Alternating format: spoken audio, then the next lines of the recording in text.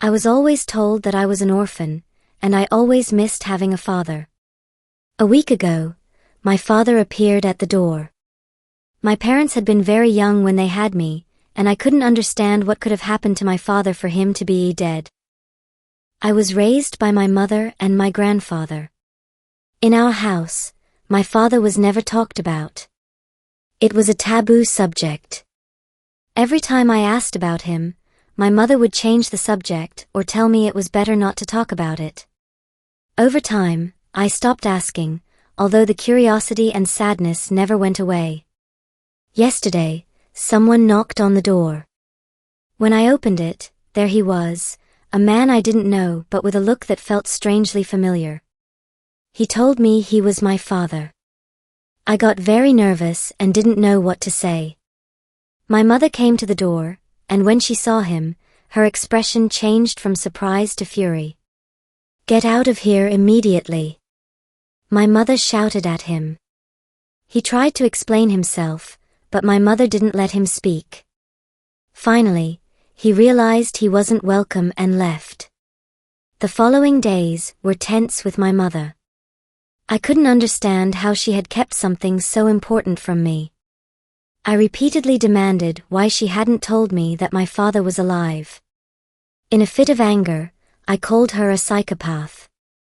I regretted it instantly, but the damage was done. My mother just looked at me sadly and went to her room, leaving me alone with my anger and confusion. Yesterday, my father tried to enter the house again. This time, my grandfather was home.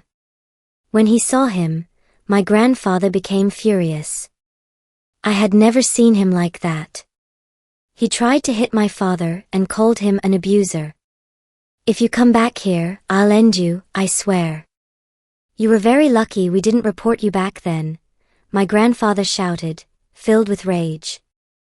I didn't understand what he meant by abuser. My father backed off and left, leaving us in tense silence. After my father left, I went to find my mother. I needed to understand what was happening. I asked her why my grandfather had said that. My mother sighed deeply and began to tell me the story that had been hidden for so long. That man was my father. He was my mother's first boyfriend. They had been together for 3 years when they got pregnant with me. My mother was very young and not ready for an intimate relationship, but he insisted.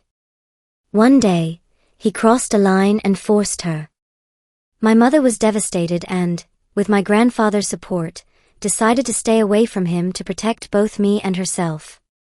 That was the reason they always told me my father was dead. It was easier and less painful than facing the reality. My mother's words hit me like a bucket of cold water.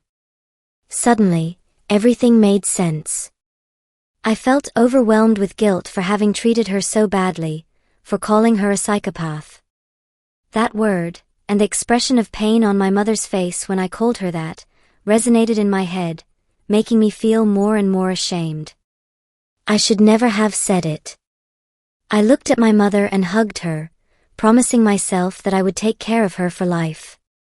I understood that her decision, although tough, had been to protect both of us. The relationship with my mother wouldn't be easy to repair, but I was determined to do it. There was a lot of pain and many wounds to heal, but there was also love and understanding that could guide us toward a better future. I reflected on everything that had happened and understood that my mother had done the best she could in a terribly difficult situation. I promised, at that moment, that I would do everything possible to be a better daughter and take care of her forever.